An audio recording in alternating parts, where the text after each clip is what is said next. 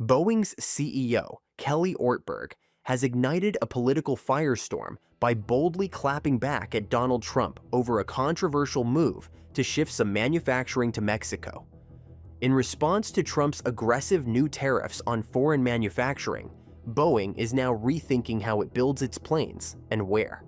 With trade wars flaring, aircraft deliveries blocked, and billions on the line, Boeing's next steps could either be a masterclass in corporate strategy or a disaster in the making. So what's really going on? And could Trump's tariffs actually push Boeing and others out of the US? Well, let's find out. Boeing's latest move, floating the idea of shifting a portion of its aircraft manufacturing to Mexico, wasn't announced with much fanfare, but it didn't need to be. The rumors were loud enough. For many, it's a strategic play. For others, especially in Washington, it's a provocation. The move is part of a broader push by Boeing to streamline operations and reduce production costs after years of financial and reputational setbacks. But suggesting any offshoring of American aerospace manufacturing, especially now, is practically begging for political retaliation. However, there is logic to it. Aircraft manufacturing is expensive. Labor costs in the US, while justified by expertise and safety standards, are significantly higher than in neighboring countries like Mexico. Shifting certain subassembly operations closer to suppliers and emerging markets can trim costs, speed up logistics, and boost overall efficiency, critical when you're burning billions of dollars and fighting to regain investor confidence. This isn't a sudden shift in philosophy for Boeing. It's actually an extension of a 2-decade-long strategy that saw the company outsourcing more and more of its design and manufacturing to global suppliers. That model peaked with the development of the 787 Dreamliner, which relied heavily on outsourced components from more than 50 key suppliers across the world. The idea was to spread the workload, cut down costs, and ramp up production. But the cracks in that strategy have already begun to show. On January 5, 2024, during an Alaska Airlines flight, a mid-exit door plug on a 737 MAX 9 blew off at 16,000 feet, leading to a rapid decompression. It was a miracle no one was injured, but the event was a chilling reminder that quality control had slipped. A follow-up report from the National Transportation Safety Board, NTSB, found that missing bolts were to blame. That same aircraft had been assembled through Boeing's complex, multi-layered supply chain, one that often includes third-tier subcontractors 2 or 3 steps removed from Boeing itself. And this wasn't a one-off incident. Boeing has faced repeated scrutiny over its build quality in recent years, amplified by 2 fatal 737 MAX 8 crashes in 2018 and 2019, which killed 346 people and led to a 20-month global grounding of the aircraft. The reliance on external suppliers, lack of internal oversight, and delays in identifying quality lapses have all eroded public trust and invited criticism from regulators, lawmakers, and even Boeing's own partners. Still, Boeing sees production outside US borders as part of the solution, not the problem. In their view, manufacturing in Mexico isn't about abandoning American labor, it's about survival. It's about getting planes out the door on time and at a price that can compete with Airbus, which already has final assembly lines in China, Canada, and the US. But to many in government, especially someone like Donald Trump, this is nothing short of a betrayal. Outsourcing at a time when American jobs are already under pressure from inflation and global instability is a political landmine. And as Boeing pushes ahead with its Mexico play, it's not just shareholders and engineers watching, it's the White House. And speaking of the White House, the response from President Donald Trump wasn't just words, it was a threat. One that could cost Boeing everything if it dares to follow through. When Boeing floated the idea of moving part of its aircraft production to Mexico, it didn't take long for Donald Trump to respond, and his answer was anything but subtle. The president, known for his combative stance on trade and fierce defense of American industry, threatened to impose a staggering 200% tariff on Boeing's aircraft if the company followed through. Trump's message was loud and clear. Any move that could be seen as outsourcing American manufacturing, especially by a company as iconic as Boeing, would be met with economic punishment. In Trump's eyes, Boeing isn't just a company, it is a symbol of American industrial might. Since his first term, Trump has framed trade policy through the lens of America first. Under his administration, the U.S. slapped tariffs on Chinese steel, aluminum, and electronics, sparking a tit-for-tat trade war that rattled global markets. China retaliated, targeting U.S. agriculture, tech, and, most recently, aviation. Boeing, as the country's largest exporter, has been right in the middle of this storm. Earlier this month, the Trump administration pushed tariffs on Chinese imports as high as 145%, part of an ongoing effort to reduce the trade deficit and bring manufacturing back to American soil. But then, in classic Trump fashion, he walked it back, at least rhetorically. This kind of ambiguity keeps even allies on edge. One day, it's about protectionism. The next, it's about flexibility. For Boeing, whose entire business model depends on long-term planning, international cooperation, and predictable costs, this kind of volatility is a logistical nightmare.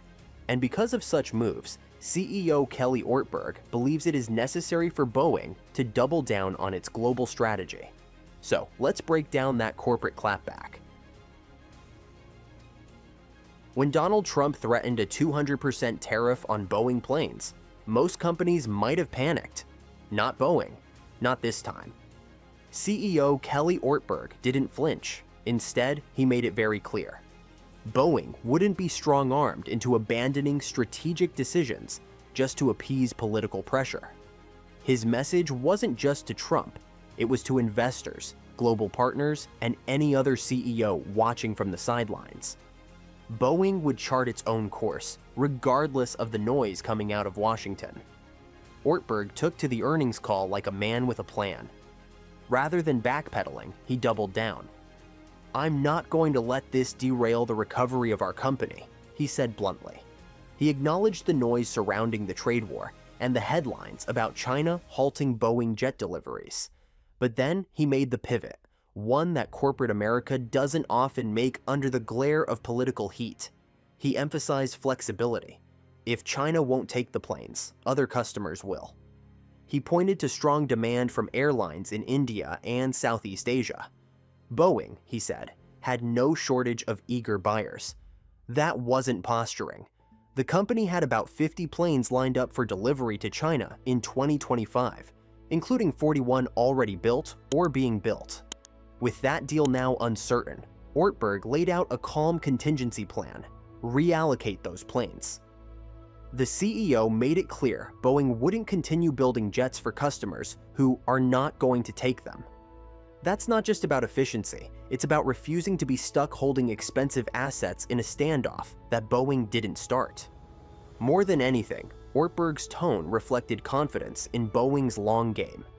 He knows the company has been through worse safety crises, lawsuits, and supplier chaos. And despite all that, Boeing is pushing for a turnaround. Aircraft deliveries in Q1 were up to 130, compared to just 83 in the same period last year. Free cash flow was still negative, but it beat expectations.